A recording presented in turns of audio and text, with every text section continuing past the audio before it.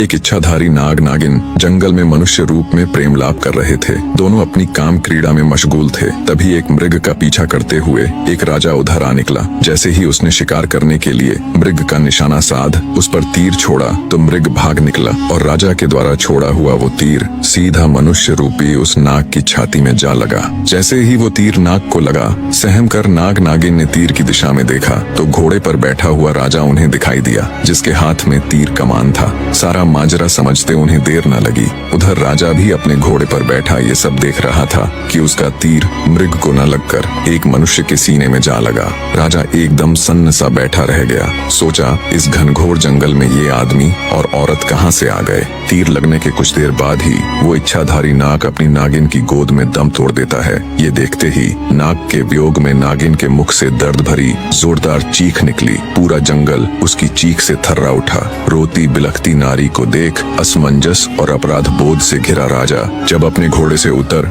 उनकी तरफ चलता है, तभी उसने देखा मृत्युप्रांत मनुष्य रूपी इच्छाधारी नाग अपने असली रूप में आ जाता है। ये देख राजा के पैरों नीचे से जमीन खिसक जाती है। उसे समझते देर न लगी कि ये तो इच्छाधारी नाग नागिन का जोड़ा था। अपने मरे हुए नागपति को अपने गले में टांगे नागिन जोर जोर से रुदन करती हुई भयंकर गर्जना के साथ बोली, हे पापी मनुष्य, आज जिस प्रकार मैं अपने पति के वियोग में तड़प रही हूँ, एक दिन तेरी पत्नी भी तेरे वियोग में ऐसे ही तड़पेगी। ये सुनते ही राजा का चेहरा एकदम फीका पड़ गया। वो नागिन से बोला, हे नागिन, मुझे क्षमा करे, मैंने तुम्हें नहीं देखा, मुझसे बहुत बड़ी भूल हो गई। राजा की बात सुन दहकते अंगारों सी आंखें लिए मनुष्य रूपी इच्छाधारी नागिन बोली, पापी मनुष्य, भूल नहीं, अपराध किया है तूने। हत्यारा है तू मेरे पति का, जिसके लिए मैं तुझे क्षमा नहीं बल्कि मृत्यु दंड दूंगी। मैं अपने मरे हुए पति की कसम खाकर ये प्रण करती हूँ कि आज से ठीक 9 दिन बाद नाग पंचमी के दिन मैं तुम्हें दस कर अपने पति का बदला पूरा करूंगी। नागिन की बात सुनकर तो जैसे राजा का हृदय फट गया।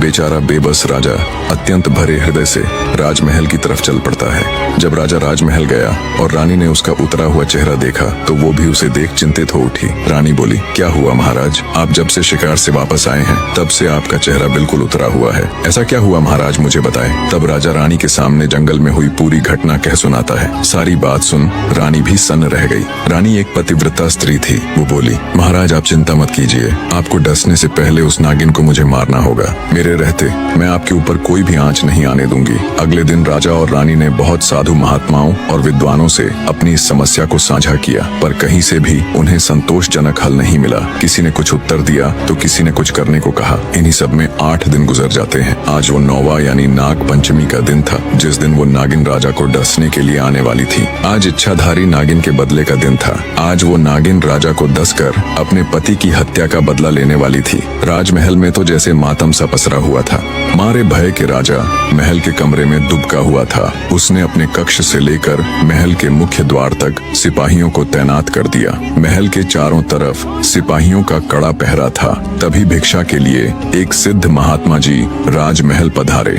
महल में पसरा हुआ मातम देख जब महात्मा जी ने द्वारपालों से कारण पूछा तो द्वारपाल ने सारा किस्सा महात्मा जी को कह सुनाया। द्वारपाल की बात सुन महात्मा जी बोले, तुम मुझे फौरन अपनी रानी के पास ले चलो। तब एक द्वारपाल अंदर गया और उसने महारानी को बाहर उस महात्मा के आने का किस्सा बताया। द्वारपाल की बात सुन महारानी खुद ही राजमहल के द्वार पर गई और सम्मान पूर्वक महात्मा जी को राजमहल के अंदर ले आई। उन्हें अच्छे से जलपान कराया और हाथ जोड़कर बोली, हे साधु बाबा, आप हमारी विपत्ति से भली भांति परिचित हो चुके हैं, अब आप ही कोई युक्ति बताएं महाराज। महारानी की बात सुन साधु जी बोले, सुनो बेटी, इसका एक उपाय तो है पर पक्का नहीं है कि वो इच्छाधारी नागिन तुम्हारे पति को छोड़ ही देगी। साधु की बात सुन महारानी बोली, कृपया हमें बताए साधु महाराज, वो क्या उपाय है। तब साधु बाबा ने बता, ऐसी मोटिवेशनल वीडियो देखने के लिए हमारे चैनल को फॉलो कराएं।